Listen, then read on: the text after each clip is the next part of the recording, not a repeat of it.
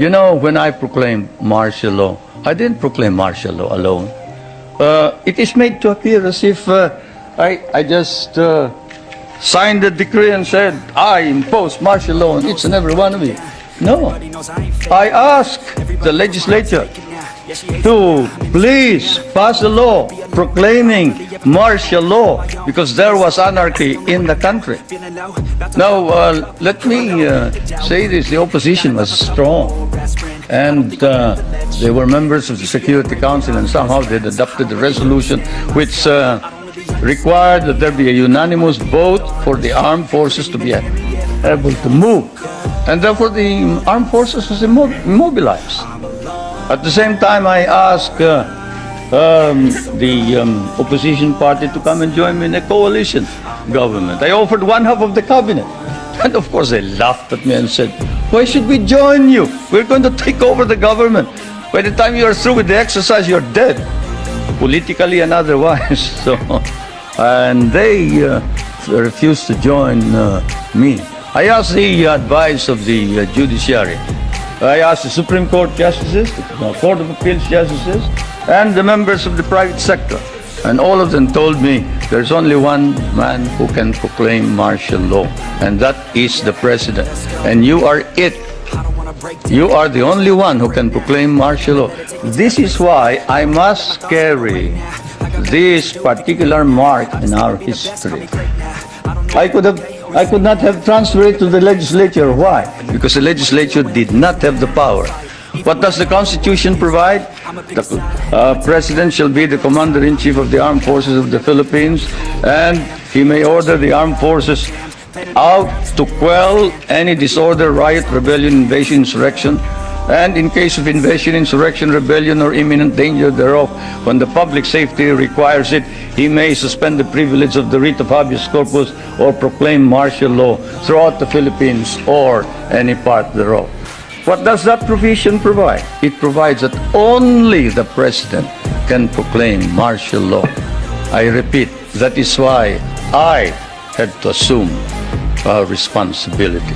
And I am not one for shirking duty. The people said there was necessity for proclaiming martial law.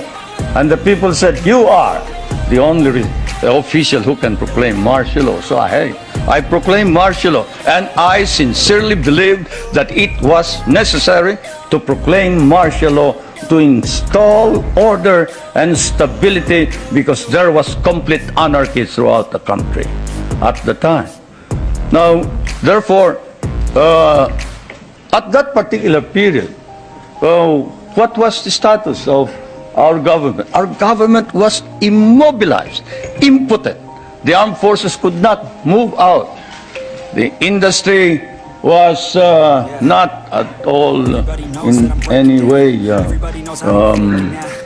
moving. There was no income coming into government. Everybody was running away. They burned the U.S. partly burned the U.S. embassy, tried to burn it anyway. They tried to kidnap the American ambassador. American ambassador was by road, Ambassador by road. And they tried to kidnap our foreign minister, Romulo, whom you just saw today. And I told him, you better disappear because I will not ransom you.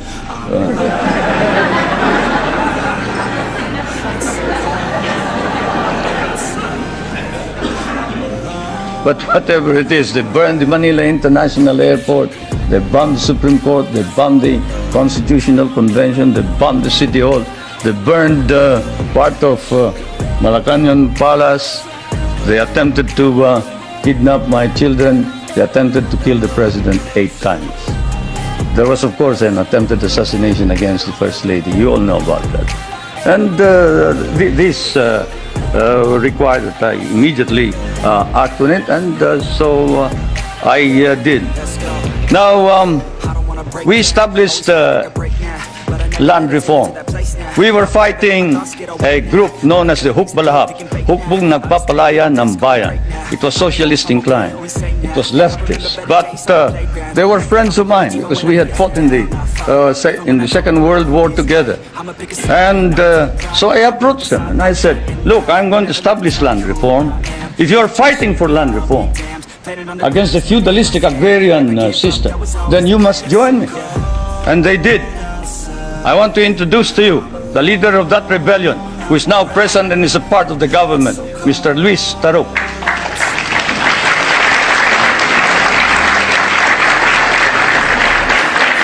He is a member of the National Assembly. One reason why he ran to the hills, according to him, was he was elected as a member of the old legislature and he was not recognized as such. He and the others. Now I want to introduce to you another leader of the Free Farmers Federation, which is also composed of farmers who wanted reform, but who are fighting for reform, but who are now joining in the effort to establish political stability and economic prosperity throughout the country, and who was Dean of the College of Law of the University of Ateneo, but abandoned his deanship in order that he may join in the effort to attain the noble mission of this new society. I refer to National Assemblyman Jerry Montemayor, President of the Federation of Free Farmers of the Philippines. I would like to introduce also to you a young man who was very active against the government in 1972 and who paraded around the streets raising the flag of the Communist Party and organized the Kabataan Makabayan, which is the red organization of the youth. And this man is Nilo Taya. Is he here? Anyway, he is somewhere around here. But they have all joined, all these activists, to prove to you that all these stories about our being oppressive against our enemies and our friends, they've all joined the government to help reform and drive out all the corrupt people in the government. We have an ombudsman. We are the only country with an ombudsman. You know what an ombudsman is? He is the officer who watches over the corrupt officials of government, and this man has charged more than 1,000 officers and employees and sent most of them to jail. Is Justice Pamaran here? He must be somewhere around. Where's Justice Pamaran? There he is. There's the ombudsman.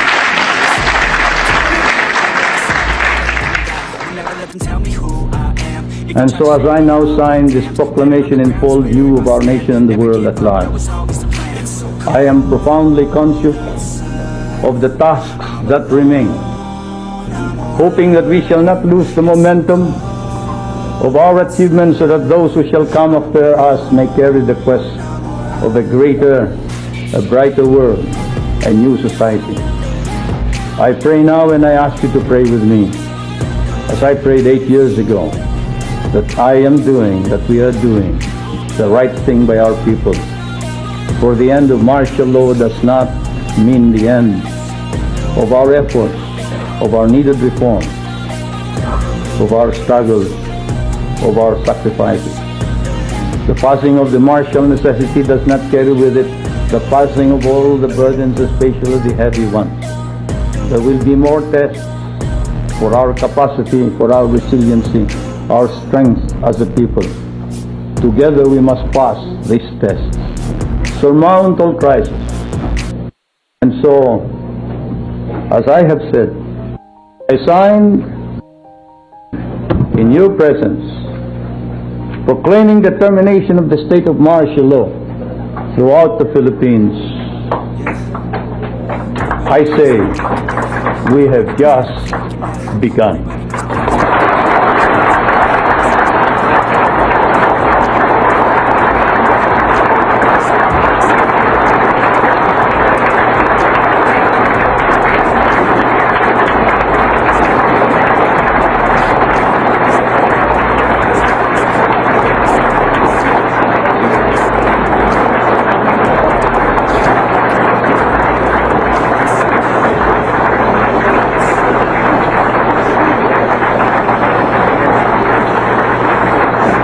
now read the dispositive portion of this decree.